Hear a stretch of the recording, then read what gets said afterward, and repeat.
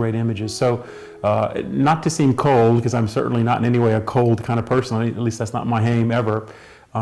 It's out of an interest in having the advantage, if you will, whereby the environment is one where I'm not having this almost automatic conversation that starts when I walk into a space. So being unknown, being hidden, and actually meeting the bride and groom very often for the first time the wedding weekend, which is my typical scenario. Most of my work is not where I reside. I live in Atlanta, Georgia, but I travel throughout the world for 90, 95%, 93% actually, of my assignments, whether it be in Europe or Asia or some other state within the USA. I'm going somewhere, maybe having done my business arrangement with this family or the couple via email or FedExing information. But I would say about half my clients I actually meet at their wedding weekend for the first time. So that's good for me, because it means that they aren't going to be thinking or socializing with me yet. We'll get to know each other better when we get down to designing the album, picking our favorite photographs and such, but that's months ahead. For the actual working weekend, the first time I meet them at their wedding weekend, I want to be the quiet, from the shadows, not known, not buddy-buddy, but rather the historian there to quietly capture and tell that story. That's where I get my best work.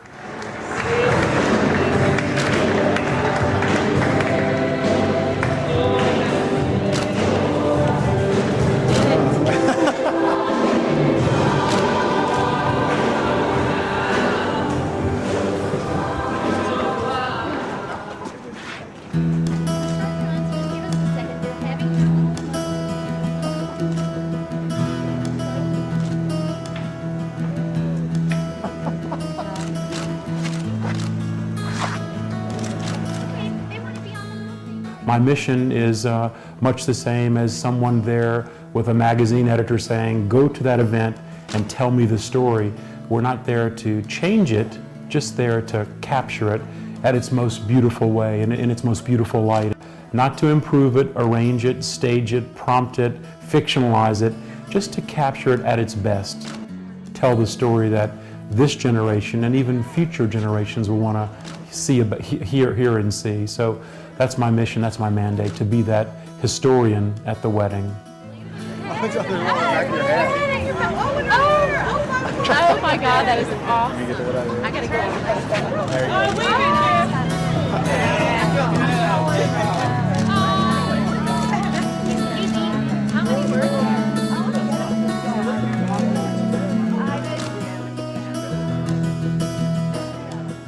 My style of photography is not punch list. I've got to be creative, on demand, Saturday at 2 o'clock or 7 o'clock, whatever. I can't just have a bad day. I've got to be good on the day that they've chosen, at the time that they've chosen for their wedding. So it brings with it the challenge of knowing there is no chance for a reshoot. It's got to be great then. If it's not great, I can't just reschedule it like other disciplines of photography can do.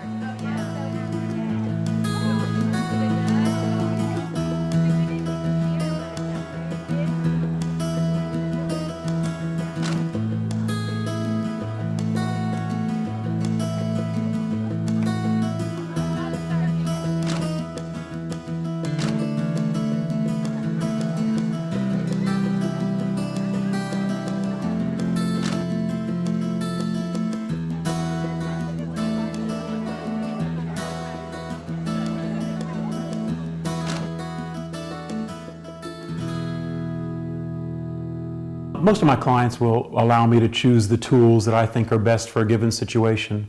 It's my 29th year, what an old man, gray hair, sorry.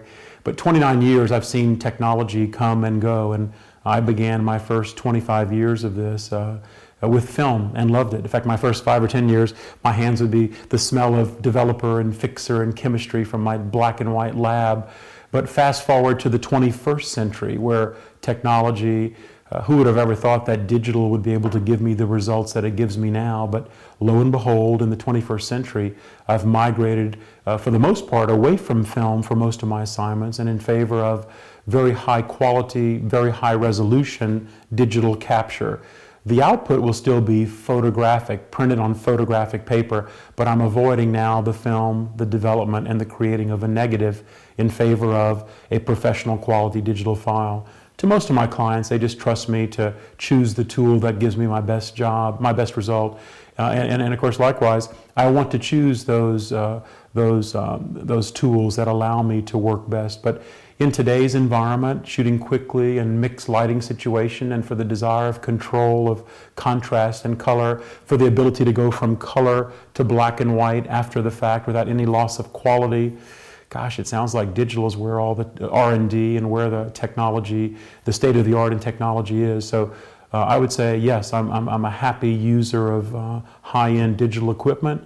We've had to rotate out cameras every year as technology keeps leapfrogging to the next level, but that's part of it. I'm sure we've spent a lot more money on our hardware than we did in the 20th century, where cameras were relatively inexpensive. But to me, for a wedding deserves the very, very best, and it deserves state of art. And to my way of thinking of it, I think that professional digital equipment with the proper professional output is the way to go, and that's exactly what we do in my operation.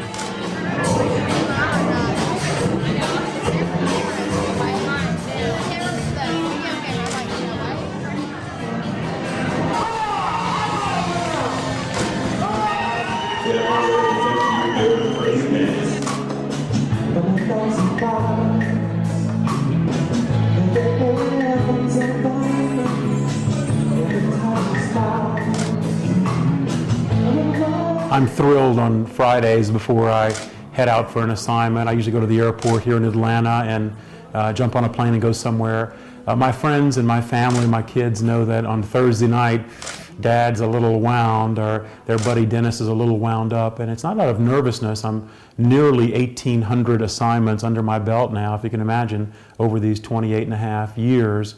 But it's more anxious. I'm excited.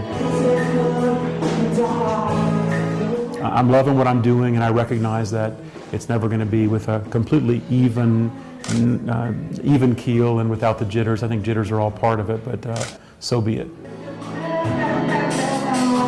right now, the bride would like to invite her follow-up.